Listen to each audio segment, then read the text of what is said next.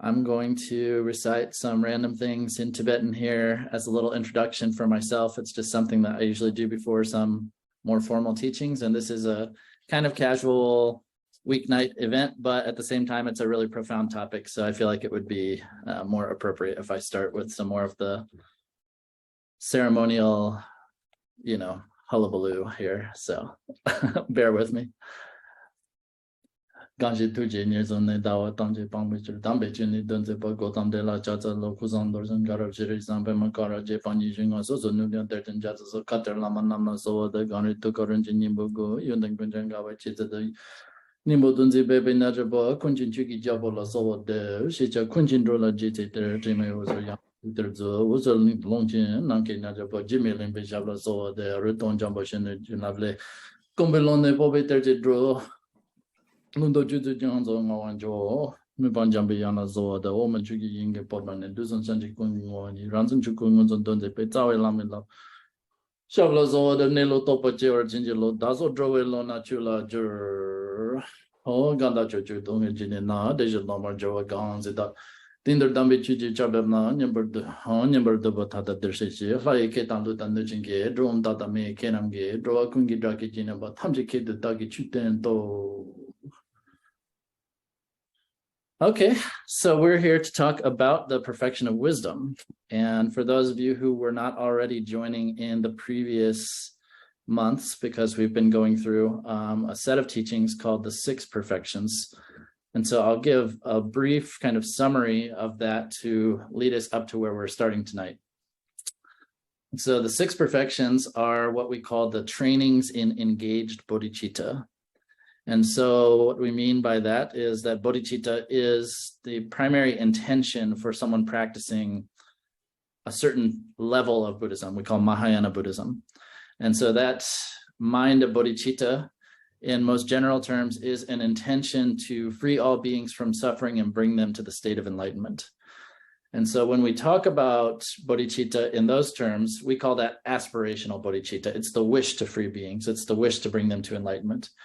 And then in order to fulfill that wish, we have to do something, right?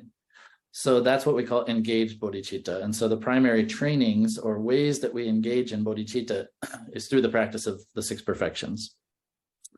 And on the surface, if I just list off the names of these, it's going to sound like six ordinary kind of worldly things that you might just do in your day-to-day life. So they are things like generosity, ethical discipline, diligence, patience, meditative concentration. What makes them kind of perfections, or what makes them an aspect of engaged bodhicitta? So one aspect of that is that any of those things, as you're doing it, it should be done with the intention of bodhicitta, with the intention to free all beings from suffering and to bring them to enlightenment. Another key factor of those is that they should be working to oppose their opposites. And so what that means is, for example, if I were practicing generosity, my practice of generosity should be kind of countering or weakening my greediness, my selfishness. So by sharing, I'm kind of working in opposition to my tendency towards wanting to hold everything for myself. So then similarly, when we practice ethical discipline, that is countering my tendency to act in a way that's kind of unchecked or haphazard or doesn't think of how it might affect others. And then on the third level, when we talk about patience, so patience is, very specifically characterized in this tradition. It's not just like stubbornly not reacting, but it's actually trying to use some techniques so that your mind isn't so stirred up and angry in the first place. So there are a lot of techniques. If you want to go back over that, all of the videos of the previous months of teachings about these six perfections are there. So I can't go over all the information from the past ones now because we have to really focus in on what we're going to talk about tonight. But I'm just give you a little preview here. And so then the next is diligence.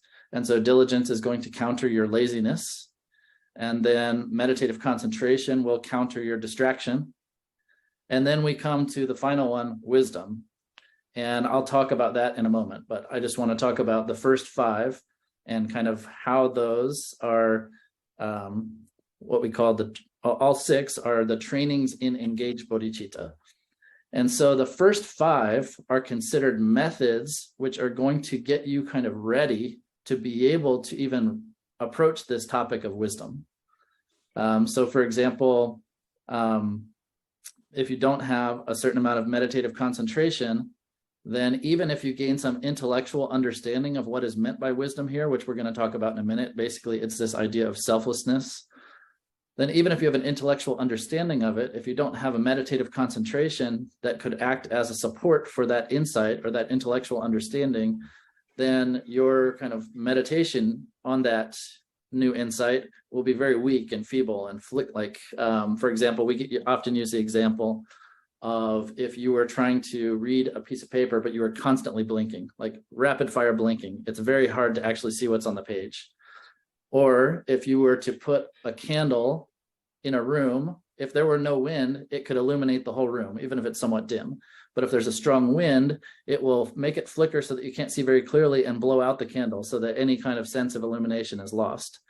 So that's what, meditative concentration makes your mind still and focused, so that when you bring in that insight of wisdom or the insight into the nature of reality, that you can have a stable experience of that, which is going to work so that, for example, I don't want to get ahead of myself and get fully into the topic of wisdom yet, but basically you have to develop that wisdom. Like the mere intellectual understanding isn't enough to overcome your kind of mistaken perception of reality, which is what is causing your current experience of suffering or dissatisfaction or whatever you might want to call it. So in order for that to be powerful enough to uproot certain habits and to create a new way of seeing that becomes a part of you, becomes fully integrated in your being, then you have to have a stable mind, which can then bring in that wisdom into that sense of stability.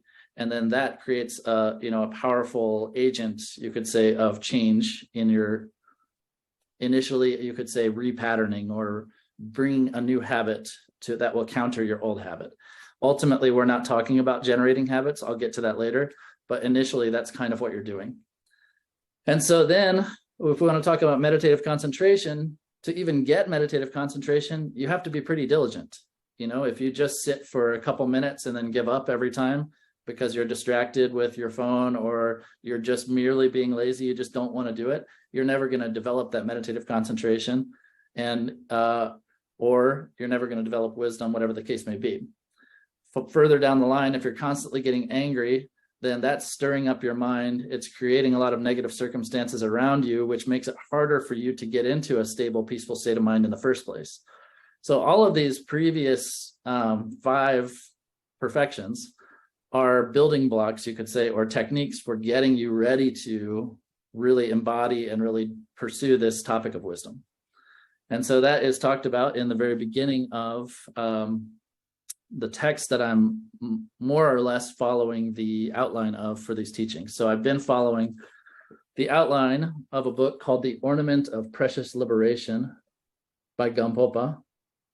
So this is a famous book in the Tibetan traditions of Mahayana Buddhism, which covers the topics of essentially Buddha nature, bodhicitta, the 6 perfections, kind of basic topics of Mahayana Buddhism. And so I'm going to start by using the outline of this book, but I'm not going to follow it strictly because it gets into a lot of highly technical details that we actually don't have time to get into in an hour talk. So I'm just going to start by using that, but we're going to diverge from that ultimately. So the beginning of this talks about, first of all, what are the drawbacks of the absence of wisdom and what are the benefits of the practice of wisdom or the perfection of wisdom. So the drawbacks of its absence are said, there's a quote from the verse summary of the perfection of wisdom. This is a teaching of the historical Buddha, Buddha Shakyamuni. And he says, without a guide, how could even 1 trillion blind people who are unfamiliar with the road ever find the city gate? Without wisdom, the 5 perfections are sightless. Without a guide, one cannot reach enlightenment. So what that means is that if your pursuit is enlightenment, just being generous isn't going to get you there. Just being enthusiastic or diligent isn't going to get you there. Just having a stable mind through meditative concentration isn't going to get you there. Just being patient isn't going to get you there. Wisdom is what's going to get you there.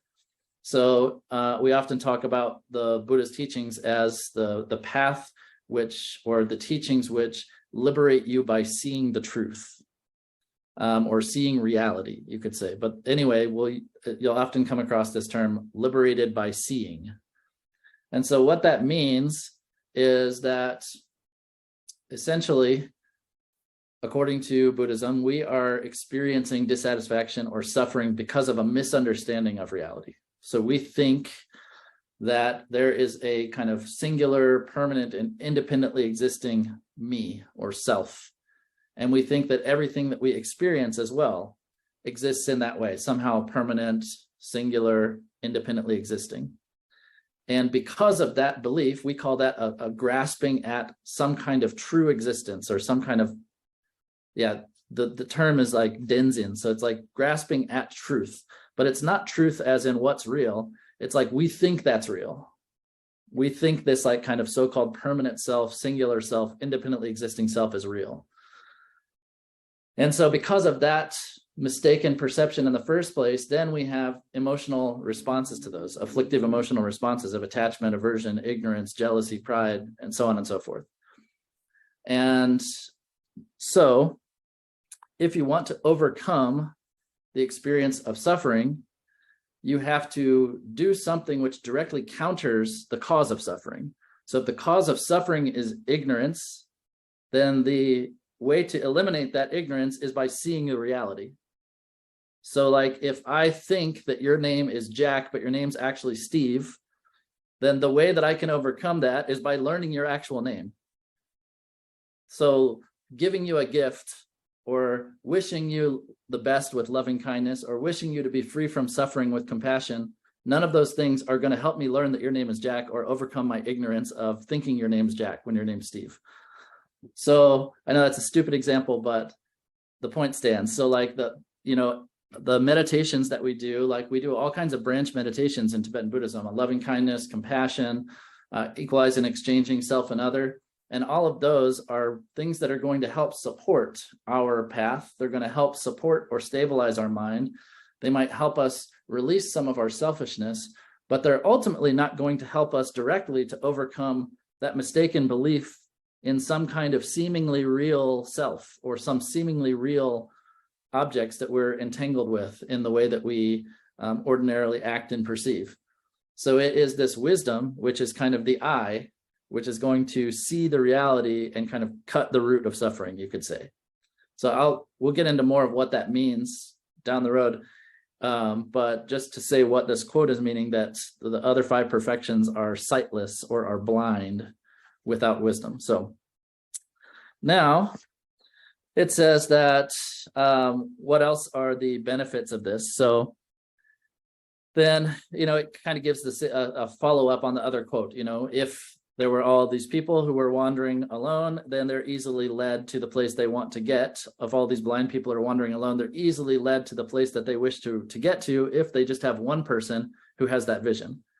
So all of those practices that we do become perfections, you could say, if they are combined with this wisdom. So it's only at the point that we have this wisdom that the other 5 practices actually become authentically the perfection of generosity and the perfection of discipline and so forth. At the beginning, we give them the name. Yeah, I'm practicing the perfection of generosity or whatever, but it's not actually perfected as long as I still am in this belief system of thinking that there's a truly existing me, a truly existing recipient of my gifts, and a truly existent action of giving. If I still have that belief, then there's still some emotional entanglement in that. Like I'm still going to potentially have expectations about what you do with the gift. I might have regret about giving you the gift, all of those things. So an act of the perfection of wisdom is infused with this wisdom, which recognizes the absence of a truly independently existing self, absence of an independently existent recipient of the gift and action of the gift and so forth. And so that is a perfect act of generosity, you could say.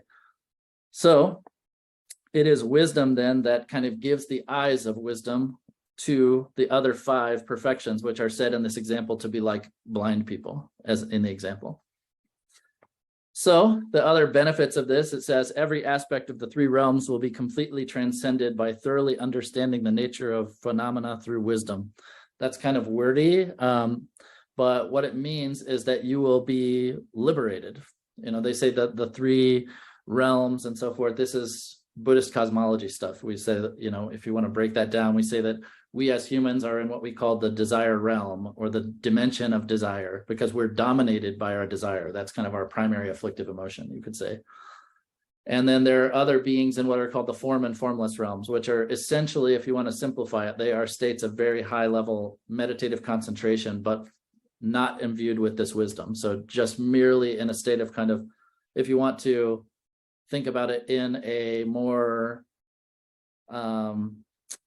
in a way that is emphasizing the samsaric or suffering aspect of it, they're kind of just spaced out. They're not making any progress there. They're just in a single pointed, you could say different levels of single pointed focused meditation. But if you only did that, if that was your only thing and you didn't join that with this wisdom, then you would end up in this kind of spaced out state for a really long time. Let's not worry about what that means, but essentially what it's saying here is that this wisdom will liberate you from all realms of samsaric experience. So any kind of level of dissatisfaction, suffering, and so forth. So now it says then, okay, that may, if that's the case, then wouldn't it be okay to only have wisdom and forget about these other 5 practices? Like, why do you need those? And so here it says, there's a quote from a text called The Lamp of the Path to Awakening that says, wisdom lacking skillful means and skillful means lacking wisdom are both bondage, it has been taught. Therefore, do not abandon this combination. So it said that the first 5 practices are talked about as skillful means. They're like a method, you could say. And they're the method which is going to actually help you gain that wisdom. So there's a long-winded kind of explanation about what this means. But for example, in really brief terms, we often talk about that if you only focused on wisdom without compassion, that you'll fall into a single-sided kind of selfish state of peace, which maybe that's what you want. That's okay. But from the Mahayana perspective, that's considered like a selfish intention. And then if you practice compassion without wisdom, it's like I said before, compassion can't overcome ignorance, so you'll never be free from samsara. So ultimately, what we call liberation or enlightenment in Mahayana Buddhism is something that transcends what Theravada Buddhism calls nirvana. It's even beyond that. So we call it non-abiding nirvana, is a term in Mahayana Buddhism, which means that through wisdom, you don't abide in samsara, and through compassion, you don't abide in nirvana. So it's like being in the world, but not of the world, something like that. Like you can still engage and still be there, like with some kind of wisdom presence that can still function in the world, instead of just being kind of like divorced from the world in your own state of peace, like kind of pushing out any kind of other experience. That's an oversimplification of what Theravada Buddhism says nirvana is, but just for the sake of this discussion, I'm just going to kind of leave it at that. But just to clarify a little bit what they say, imagine that in the traditional Buddhist explanations that our consciousness has been for countless lifetimes taking rebirth in various realms of samsara, higher and lower, more pleasant or unpleasant experiences. And you want to get out of that, okay? And you want to get out of that just for yourself. You're like not too concerned about whether other people get out of it or not. Then you're just going to meditate on the absence of a truly existing self, like the I. That's the primary thing to meditate on. And if you were to do that, then at the point that you either in this life, or maybe you realize that and keep living and then eventually die, your consciousness stops continuing in this cycle. And they just call that a state of cessation. It's like a blankness. It's just a stopping. So Mahayana Buddhism says that's selfish. There's no point. It's not that helpful. Like you could go beyond that even, So basically that's the point. Okay, so let's move on. So then let's move down to the kind of essence of wisdom. So what is this wisdom? Because I kind of talked about what this wisdom will do and all of that, and in brief terms, kind of what its function is.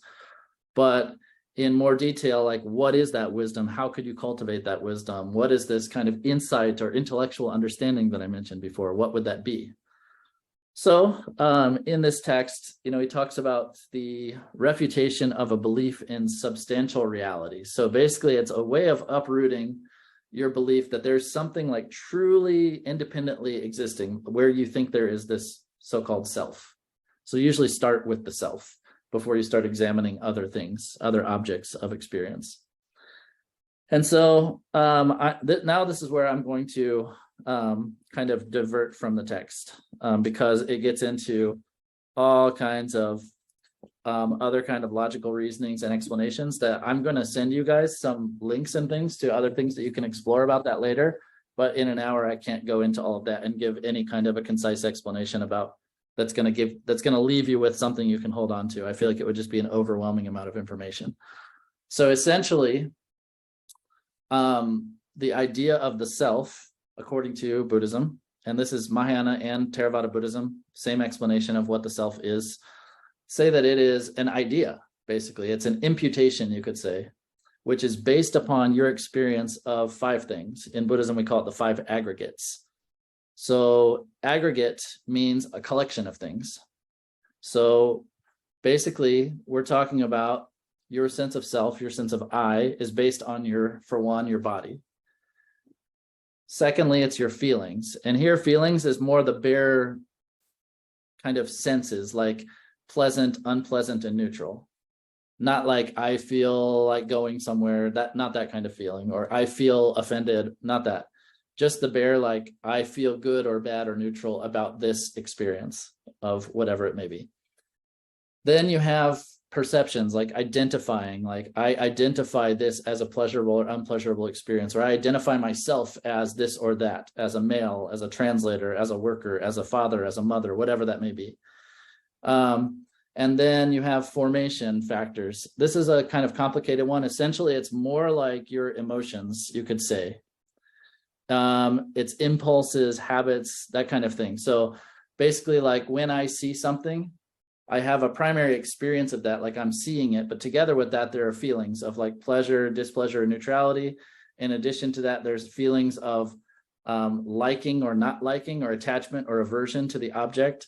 And that's all happening simultaneously. Like in Buddhism, we would say that the primary consciousness in that moment is your visual consciousness, but together that there are these mental factors which are kind of coloring or shading that experience. So like I'm seeing something and I feel attracted to it, or I feel disgusted by it, or I feel angry about it, or I'm having doubts about it, whatever the case may be. But anyway, those are other factors that we identify with ourselves. And then the last is our consciousness. And so in that, we're talking about the primary consciousness, mainly our thinking mind, but also our kind of sensory experience. So Buddhism says that when we think we're actually just thinking about one of those things or a collection of those things, but there isn't actually an I that exists separate from those things.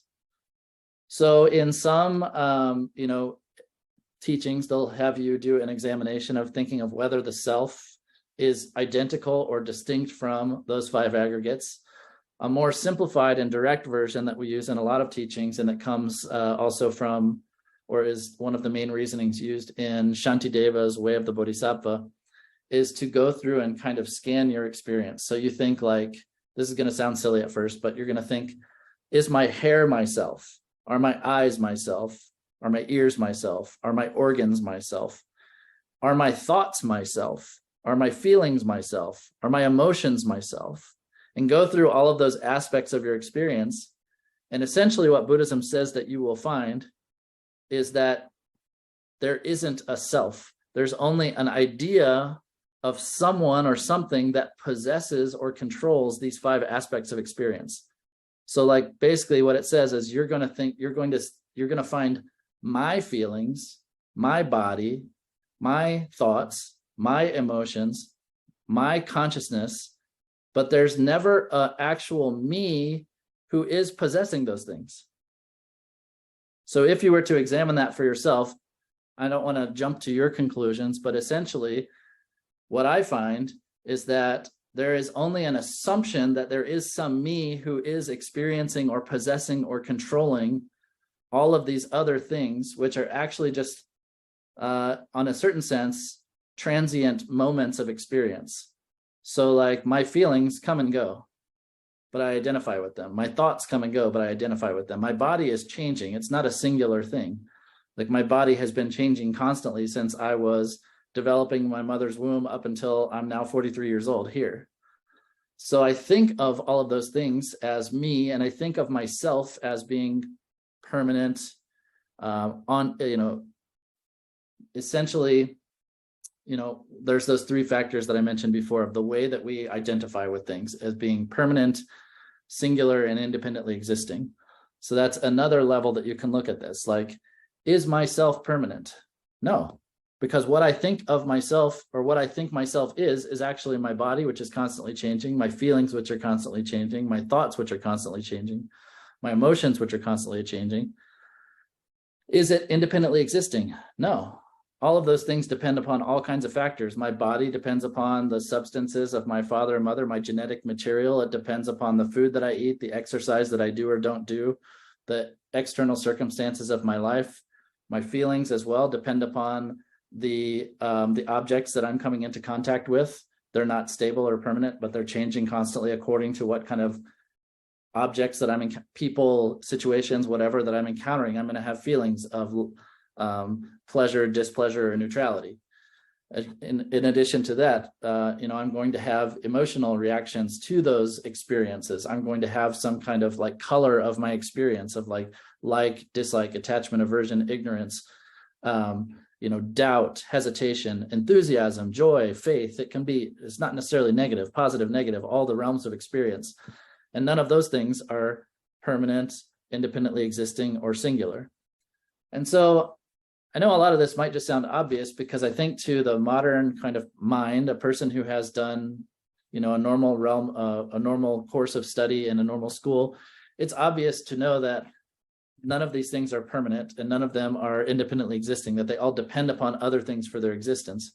However, our mind, according to Buddhism, our autopilot response is to think that I'm permanent, to think that I'm some kind of ongoing permanent kind of entity that is me. And because of that, I have emotional experiences, like negative emotional experiences, such as self-hatred, such as self-judgment, such as identification with things that are not permanent, like I'm an asshole, I'm a bad person. The only reason why you think that is because you think that there's a truly existing me that you are identifying with some action that you did or some thought process that you're stuck in. But there is no me that actually exists there that's good or bad or otherwise. There was only some action that happened, a thought process that happened in response to that, and a habitual way of identifying with that. So the Buddhist kind of way of working with this is to do this kind of analytic meditation, look for the self, basically looking, is myself my hair, is it my ears, is it my whatever, like through your whole body, through your mind, through your experience of your emotions. And basically, when you get to a point where you don't find anything, then you just rest in that state. And by resting in that state, in a meditative state, then you're kind of countering or uprooting the habitual pattern of believing that there is some truly existing self, some permanent, singular, and independently existing self. So, right now I'm not intending to like teach you a meditation. I'm just explaining to you how it goes. If you want to learn those meditations, we have programs for that. There's a program called Walking the Path. That is a 2-year program of a year of calm abiding, meditative concentration type of meditation, and then a year of insight meditation that is following these steps that I'm describing right here.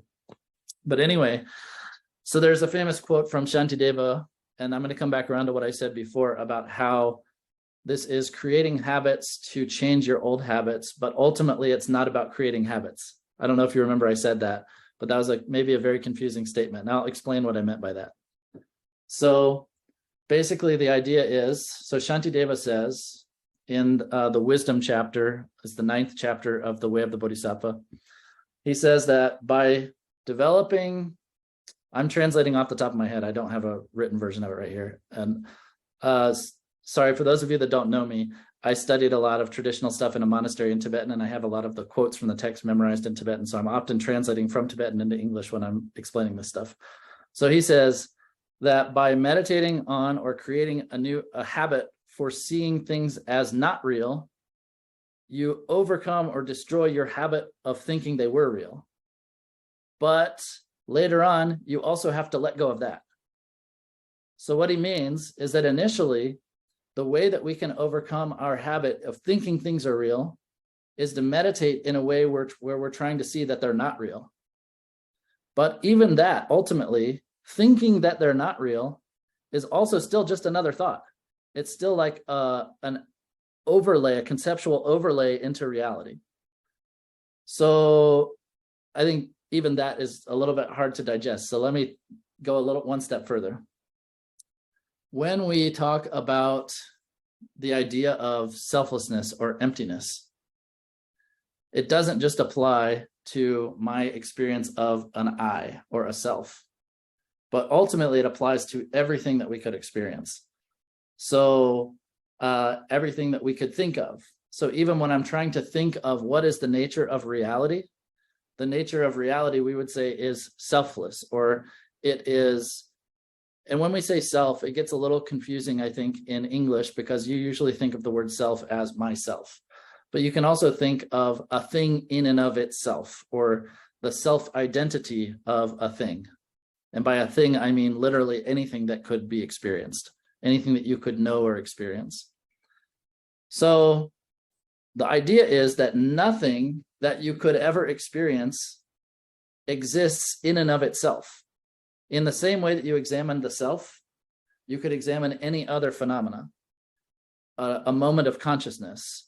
Like we usually start off with going through the 5 aggregates themselves, because at first we think of the self, which is an idea based on the 5 aggregates. At that point, you might think, oh, well, the self's not real, but my body's real.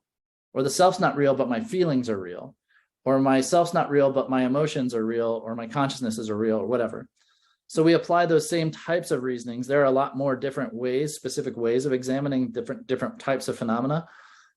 But then you come to a point where you see that even the body is just a composite thing. It's not singular, independently existing, or permanent. Your thoughts, feelings, emotions, all of that.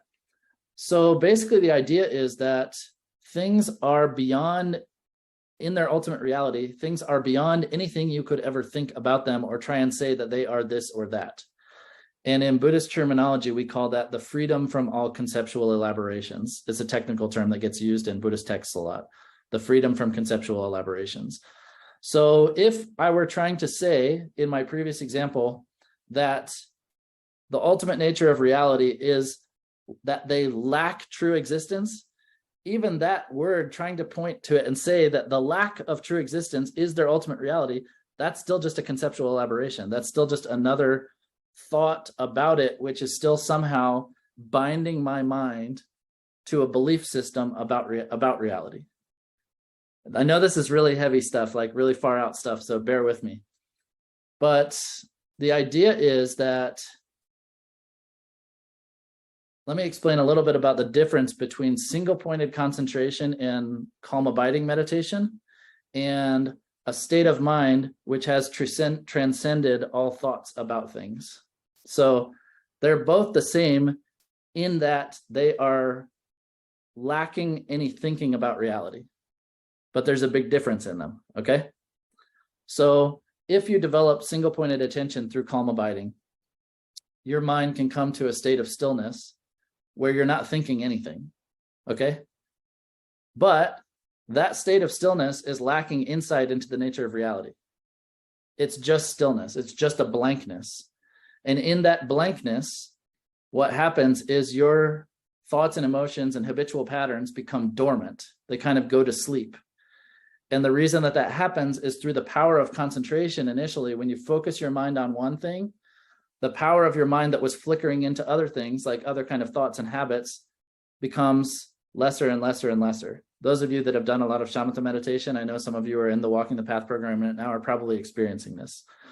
And this is why, for sometimes these types of teachings are hard to explain to people who are not practicing. If you're practicing, then you'll be able to almost connect with the teaching through your experience.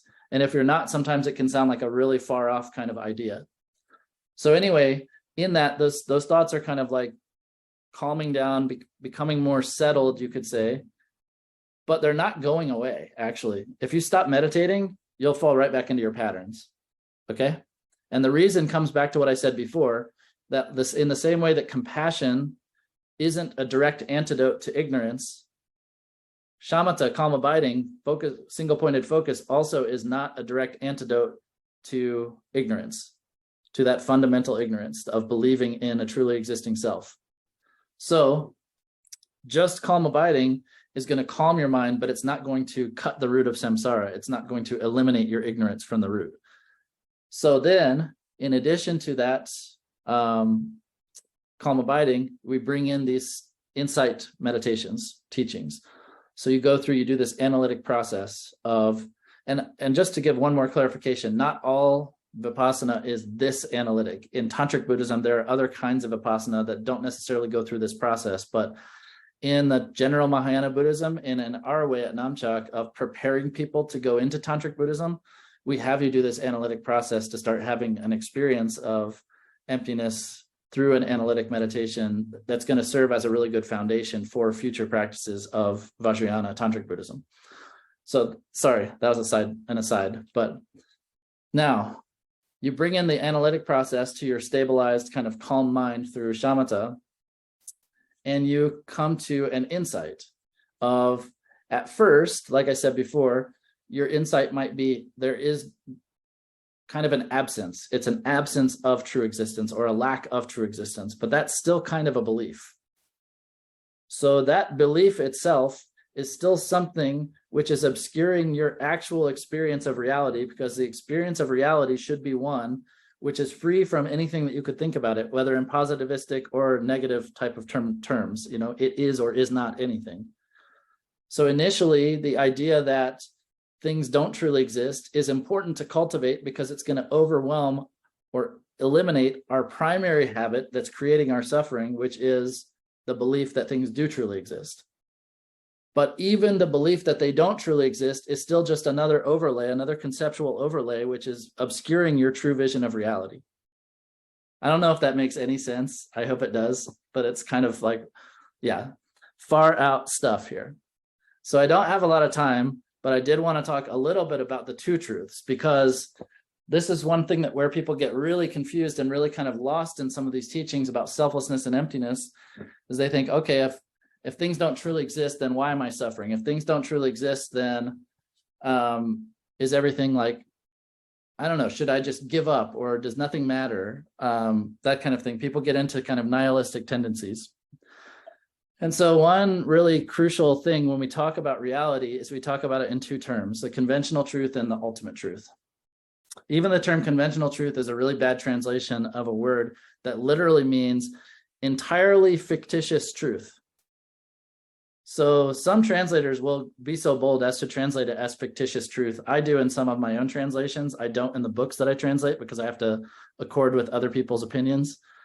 But the word literally means entirely fictitious truth. So what does that mean? How can you be simultaneously fictitious and true? So what you have to think about is, in whose perception is it true? So the conventional truth is true for deluded beings like us, for people who haven't had a direct vision of reality. So our perception is false, essentially. It's false. It's not in accordance with the actual reality. But on certain level, things still work. If I plant a barley seed, it's going to grow barley and not rice. If I do something really harmful, it's going to create harmful effects. It's not going to create positive effects, that kind of thing. So on a certain level of our diluted experience, things still work. So that's what we call conventional truth. Okay. So Patra Rinpoche, a famous teacher in the Nyingma tradition and our tradition, he gives a technical definition of conventional truth as the deluded mind and anything it experiences. So the unenlightened mind itself is conventional truth, and anything that your unenlightened mind can experience is conventional truth. So like any object of your mind is conventional truth. Then his definition of the ultimate truth is that which is Masamjumi, Lode Masamjumi, that which is beyond mind, unspeakable, inexpressible, unthinkable. And so there's a quote at the beginning of the Heart Sutra. It's actually a praise to the Buddha, or to, you could say, to the perfection of wisdom, that was written by Rahula, who was the Buddha's son. And it says, Masamju Mishira Parochin, the perfection of wisdom, which is unspeakable, unthinkable, and inexpressible. It's unborn, unceasing, the essence of space. It's the object of our self-cognizing primordial wisdom. I bow down, or I pay homage to the mother of the Buddhas of the three times, something like that. We refer to the perfection of wisdom as the mother of the Buddhas. So anyway, that's where Patra Rinpoche brings his definition of the ultimate truth. It's coming from that quote where he says that the ultimate truth is unthinkable, inexpressible, and unspeakable. That's his definition of the ultimate truth. So how do those two truths align? What is the connection between them? Like if we have this diluted, we could say, experience, and even a diluted mind of things, but we say that their ultimate nature is something, pure, or which is unadulterated by our diluted mind or beyond our diluted mind, what's the connection between those things? And so they're not two different things. They're also not the same. This is a tricky point. So essentially, the fact that things that we experience, which we would call conventional truth, don't truly exist is the ultimate truth. Like the ultimate truth of my conventional experience of self is that my conventional experience of self doesn't truly exist. Or actually, to take it one step further, I would have to say that the fact that my conventional experience of self is beyond all conceptual elaborations is the ultimate truth of my conventional self. So they're kind of two sides of the same coin, but they're not the same. And you also can't say that they're entirely different. And so let me just give you a couple quick reasons why they're not the same or the different. This comes from one of the sutras, one of the teachings of the Buddha. So he says that if the conventional truth and the ultimate truth were identical, then in the same way, when we're experiencing things as if they were real in a diluted way, then our experience connecting with those things is still creating karma and creating afflictive thoughts and emotions in relation to those experiences. So if the ultimate truth and conventional truth were identical, then you would have to accept that by seeing the ultimate truth, you're also continuing your experience in samsara. Does that make sense? I know this is very technical. So if you're saying conventional and ultimate are identical, just think about this. In general, I was telling you before, whether you believe me or not, just think about this, that by seeing the ultimate truth, you're going to eliminate the source of your ignorance and therefore eliminate your experience of suffering and dissatisfaction, right? And by seeing things as if they were real, in our ordinary deluded state, we're continuing the process of suffering. We're living in delusion. If those were identical, if the two truths were identical, then you would have to accept the illogical position that by seeing the ultimate truth, because when you see conventional truth, you see ultimate truth because they're one and the same. If you're accepting this position that they're identical, that by seeing the ultimate truth, it's not only not going to get you liberated, it's going to reinforce your experience of suffering. Does that make sense? I know that's really tricky. So one more time, Drew.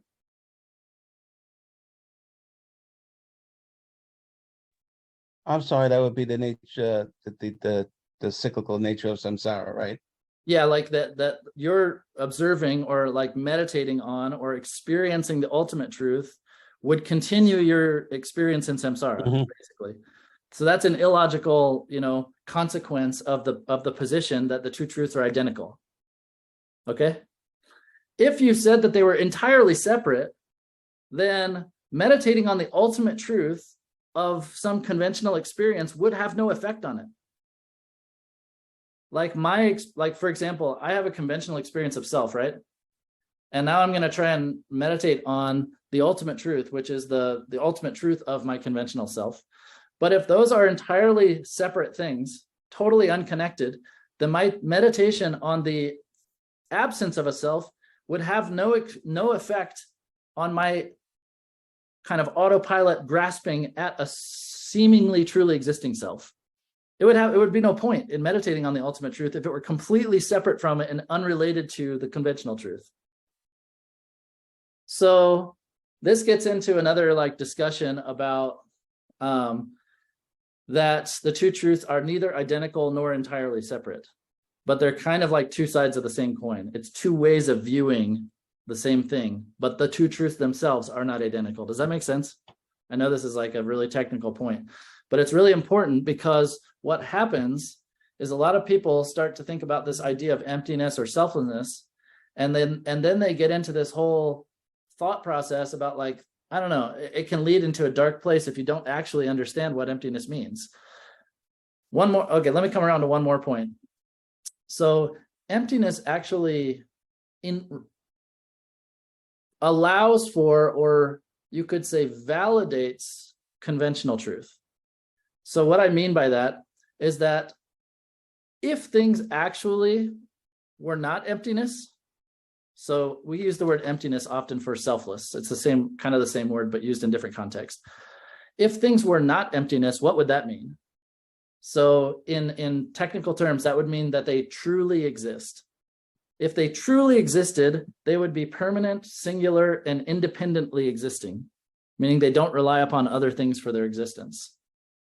So if that were the case, if things did truly exist, like for example, if I truly existed, I would live in a vacuum. I'd be permanent. Like there could be no me who's not talking right now, and then another me who's talking the moment later. Because those are two different things. That's not permanent. That's a changing entity, you know? It's also, if I were independently existing, not relying upon causes and conditions, I would have never been able to be born, because anything that exists because of, like, I only came into being because my parents had sex and then like took care of me and fed me food and didn't let me die, right?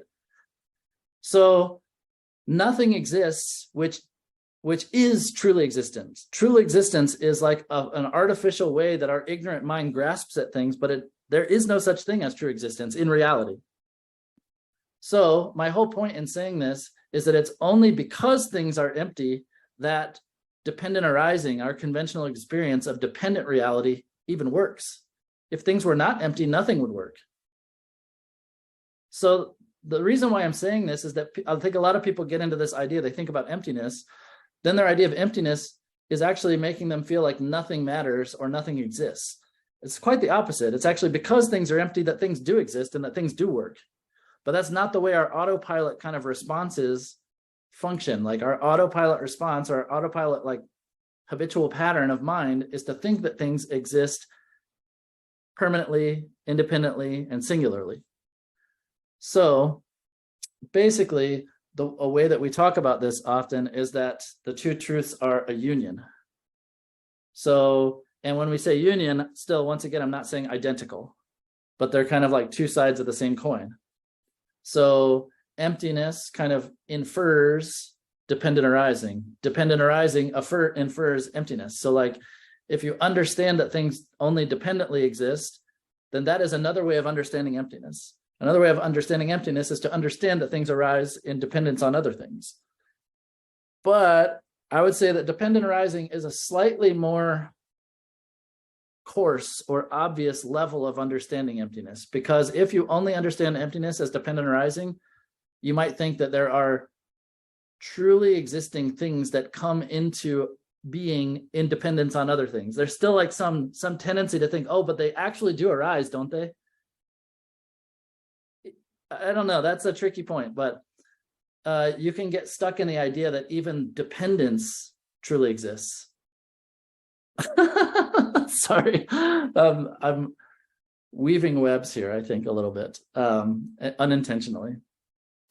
So we don't have much time here, so let me come around to one more thing, and then we're going to break out into a little kind of discussion and then come back together, and you can ask me all kinds of questions. So basically, let me summarize what we talked about. All the first 5 perfections are kind of methods, you could say, for developing wisdom. Those first 5 methods of the 5 perfections alone will not get you enlightened, because they don't function in a contradictory relationship with your ignorance. So they're not going to help eliminate your ignorance. Like you can still believe everything's real while having compassion for others, while being generous for others, you know? So those are all methods to help you get ready to and help you to fully like gain this experience of wisdom. Then what that wisdom is a wisdom into the nature of reality. And according to Buddhism, the nature of reality is that things do not independently exist, that there is no, we would say that everything is selfless or everything is emptiness. And by everything, literally everything, your sense of self, your self-being, as well as anything that you could experience or know. And the reason why that's important to understand is because it's because you don't see the emptiness and you think that things truly and independently exist that you suffer in the first place. And were you to fully embody or fully see that emptiness, then that would act to eliminate the suffering, because it will eliminate the fundamental ignorance that's creating the suffering in the first place. And so to do that, you go through often a kind of analytic process. You first develop some stability of mind through calm abiding, shamatha meditation. Then in addition to that, you use that kind of calmness as a stabilizing factor for this insight.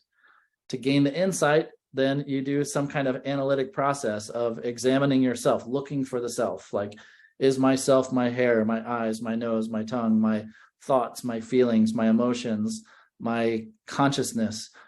And then, you know, it's not generally advised or helpful to just jump to the conclusion that it doesn't exist. You should actually do the analysis for yourself. So if you just jump to the conclusion, it's less convincing and it's going to have a less powerful effect at overcoming your habitual patterns of believing in the self.